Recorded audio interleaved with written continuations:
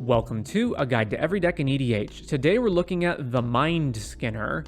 This is a 3-mana triple blue 10/1 that can't be blocked, and if a source you control would deal damage to an opponent, prevent that damage, and each opponent mills that many cards. So we've got ourselves another mill deck, and specifically one built around attacking our opponents with the Mindskinner. So anything that can synergize with this plan is going to go in here. So first things first, before we get to the auxiliary mill spells, let's just talk about the cards that work specifically well with the Mindskinner. So anything that allows the Mindskinner to deal more damage is obviously going to be what we want. So things like Inquisitor's Flail, which doubles the amount of damage that the Mindskinner deals, potentially allowing us to mill our opponents for 20.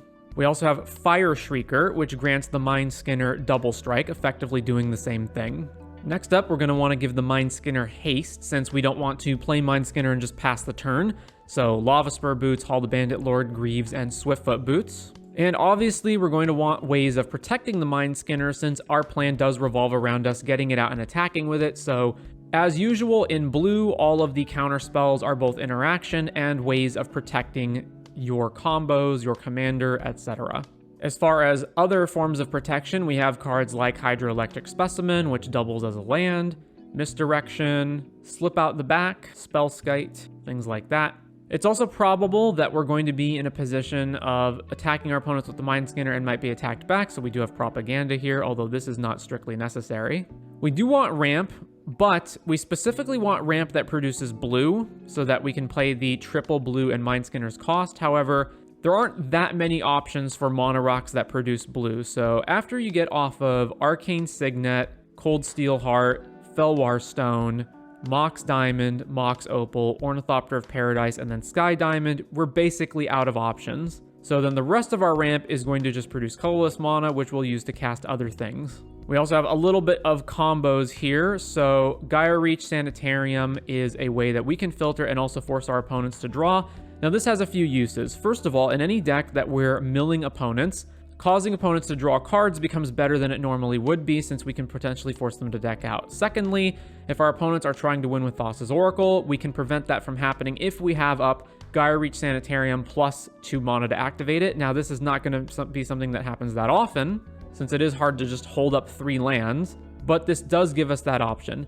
And then finally, with Narset in play, we can force our opponents to Gaia Reach, and then they won't get to draw the extra card, but will be forced to discard. So it is possible that we can set up a situation of Narset plus Gaia Reach to empty hand our opponents. Now, of course, this is going to be pretty dubious, since Narset is a planeswalker that can be attacked by 3 different players, and the Mindskinner isn't exactly good at blocking, which is why we mentioned Propaganda earlier as a way to potentially set this up to do more of a stacks plan than we would be able to do otherwise. Now, aside from the Mindskinner, we've got some of our other mill effects down here. So Bruvak the Grandiloquent, if an opponent would mill 1 or more cards, they mill twice that many instead. So it's essentially the creature version of Fire Shrieker.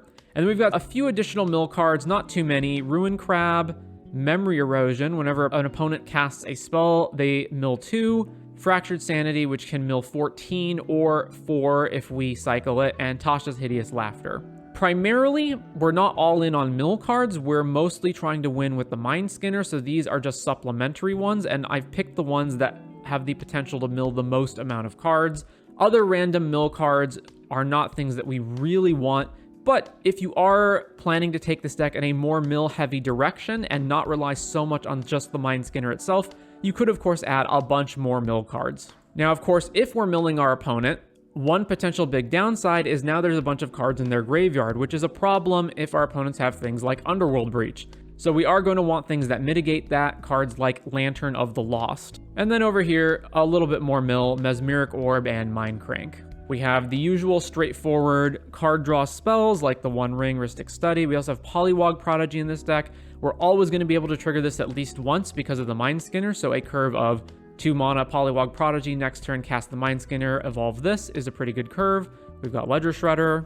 Lands are fairly straightforward. Manamo, of course, always in any blue deck with the One Ring.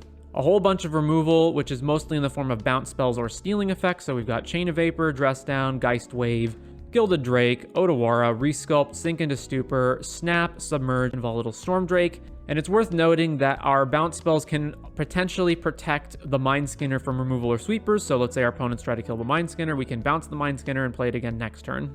Then we've got a bunch of stacks. So primarily, again, what we're trying to do is attack our opponents to death with the Mindskinner, and to that end, we've got to prevent them from winning their own game. So Arcane Laboratory, which is not usually seen in blue decks, but here we're not really looking to cast a whole bunch of spells back to back, so the blue Rule of Law fits in perfectly. We also have Winter Moon and Back to Basics. Again, we are a mono blue deck, so these can work out better. Similarly, Harbinger of the Seas. Winter Orb as well, just because, again, we want to slow down the opponent. Torpor Orb, we really don't have ETB effects, so this is fine. Aside from Lantern of the Lost, we also have Relic of Progenitus and Grafdigger's Cage as ways of preventing our opponents from getting anything back from the graveyard. Cursed Totem, and as previously mentioned, Narset. So with all that said, that is going to be the Mindskinner in EDH.